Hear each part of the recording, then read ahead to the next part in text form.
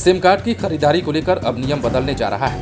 अब नए नियम के मुताबिक एक आईडी के आधार पर आप कितने सिम को पास रख सकते हैं, ये जान लेना आपके लिए बहुत जरूरी हो गया है।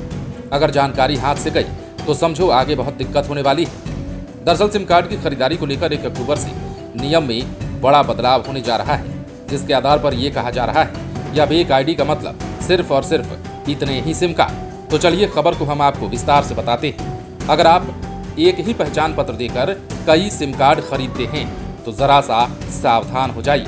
अब ऐसा नहीं हो पाएगा।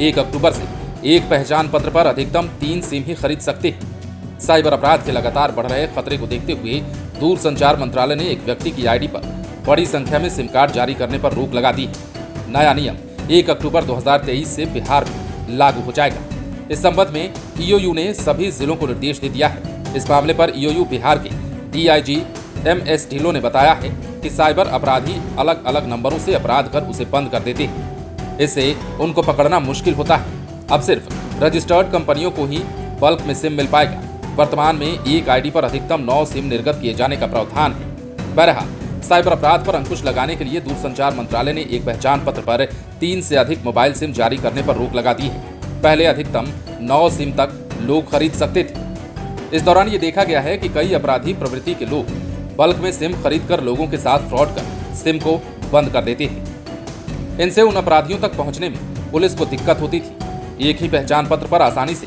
अधिक सिम मिलने से इसका दुरुपयोग भी खूब होता था और इसे रोकने के लिए ये कदम उठाया गया है।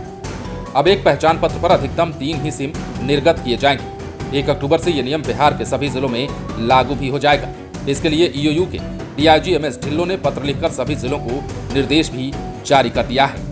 अगर आप सिम बेचने का व्यवसाय करते हैं और आपको एक साथ थोक में सिम खरीदने पड़ते हैं तो इसके लिए भी व्यवस्था की गई है। अधिकतम 3 सिम लेने की बात सिर्फ व्यक्तिगत इस्तेमाल के लिए कही गई है। अब थोक में सिम लेने वालों के लिए अलग अलग से एक नई श्रेणी बनाई गई है। इनको बिजनेस श्रेणी में रखा जाएगा।